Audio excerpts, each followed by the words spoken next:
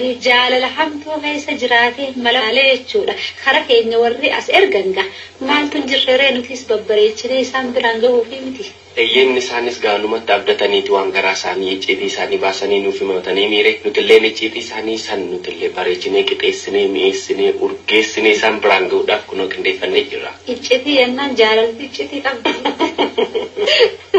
Waan namatti ni manne isaanuu qophii dabbalee jaalalaatiin ni mannu malee jedhaniiti miire kan nuuf ergan.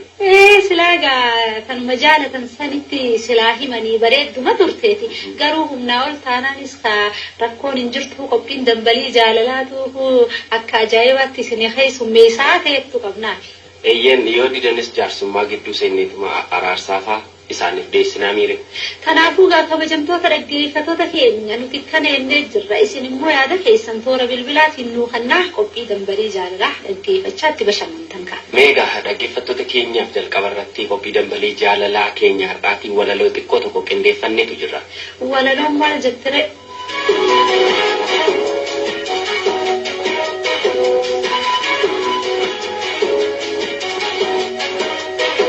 شفلو تتفو جفر النبري جلال سنجكو لبر النبري الرانج دي وانجو الرئيس قالني راكو دي ويو جفر مقالني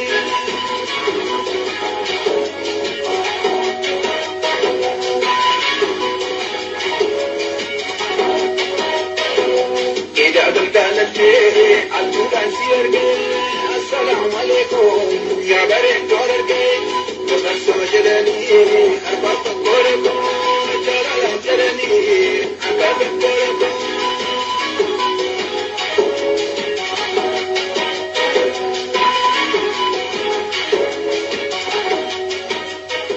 كأيت مرتسي مقالة جاللا عادي مفشر شري قبل ممليسو من كم بري وسوان سكسكو قجيلي مقالة بتاب مرقكي يسبف دوبا إلالا إني تيكي كبو لدادان إمالا كانس ولركسي تاكسي باسي لالا أنس أجن تاكيريني لكراسي كوفان توكو دفيدو كينت فجاسي راري لفا كيسا فودين الدجاسي هاري قبديتان إجت بباسي هركا كبال إسين الركو تطوري إجا كيسا لالان كامولين ميركو والكتسون توري rifaddeetan dhiisee homaasiin dubbanne bibbitachuu dhaqnee nutis wal fudhanne osoma dhaabbannu waan bitannu dhabne ija keessa wallaallee tasa wal dhunganne nu lachuu butamnee rifanne dhaabanne deebinee wallaaluuf hedduu qaaneffanne sodaadhaan guutamnee wal lakkifnee deemne yeroo an qajeelu na laala dhaabbattee duubaaf fiigaa dhuftee harkana qabattee addunyaan jijjiiramtee addanatti taate gammachuun guutameen gatti kosfagaate وانا نردلدس أنت فكاتي كمدين أطالة تائلة فاكئة إدارة فانجرة سرير لفدي أبجو بنا بيلا بدين جدي أنا لوكان سي إنو كان أبجوتي بر أوفسي مالتنا خو فالشيسة سيدي وصوت أجيفة تجروتي إني سلاطة نمدوكا سنسيتي درب جاللا داخا بليسا جالل لكم أنغن مغوانا مغوتي بر guyyaa kana maceengeetu hafeeti halkan illee irriba namarraatti akkana nama gooti. Guyyaa wayyumaa halkan daranii hin jenneere. Kan jaalalaa kun. Silaa hoo guyyaa beekee namaa wajjin gamaa gamana jettee kokkofalteet illee nama dabarsita. Halkan kophaa keeti. Kanaafuu ija waliin baasuu qofa. Sanuu yeroo sirreerraatti kufoo nama gaddisiisu. Kun ajaa'ibaati jaalalaa jecha nama danda'a. Silaa maal godhaa miti.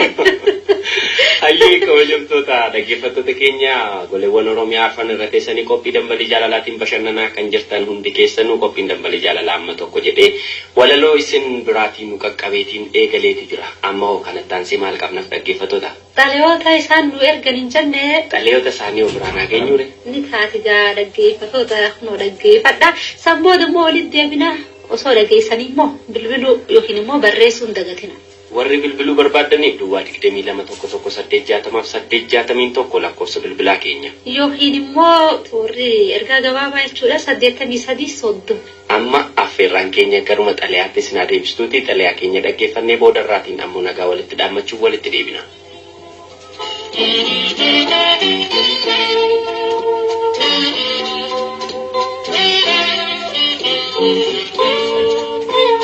Ya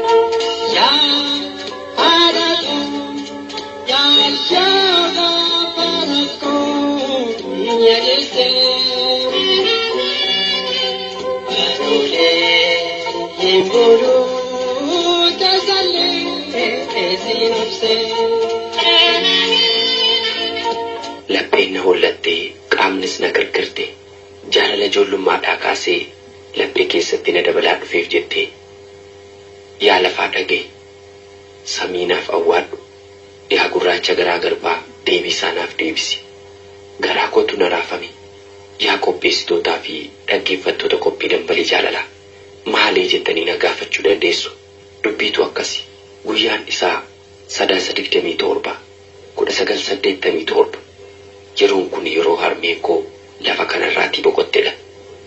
Umurii koo yeroo sanii waggaa 5 jaalalli yeroo san waraqaa adiidhaan barraa'ee hidda keessa naanna'ee har'a waggaa 25ffaa kootti na dararaa jira.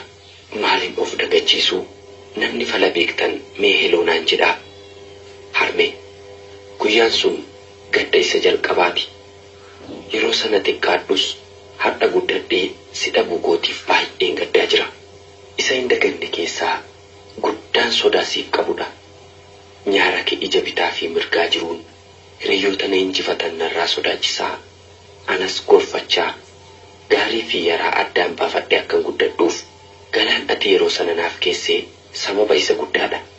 Harmee qaamni yoo guddatu jaalalli guddatee lubbuu ijoollummaadhaan jaalalli yeroo san barraa'ee har'a dargaggummaadhaan qaama keessa na harca'ee buqqee sammuurraan maddee ujummuudhaan baatamee faana jalatti dhangala'e yaadannoo yeroo sanii walalumaan kaasaa quuqaa garaa kootii falasaaf barbaadaa fi uummatas jaallatuun dallaan kee guutamee firoota kee hundaan hojiin kee faarfamee iji namaa mimmaaniin guutamee ardiif nu dhiifteetoo bararte kaa harmee qabeenyi ni jira gootaraa guuteeti firrillee ni jira akka dhaaf abbaatti harmee ani eessaa itti dhaloota kootii kanaaf lubbuun boochee hirkitee dhamaatii waarii qabee hanga iyyan daaqqoo osoon si barreessee hin dhumu harmee koo kan namni kaasee fi waaqni xaahir koo badaa sirraa hidhuu hundatuu si farqoo.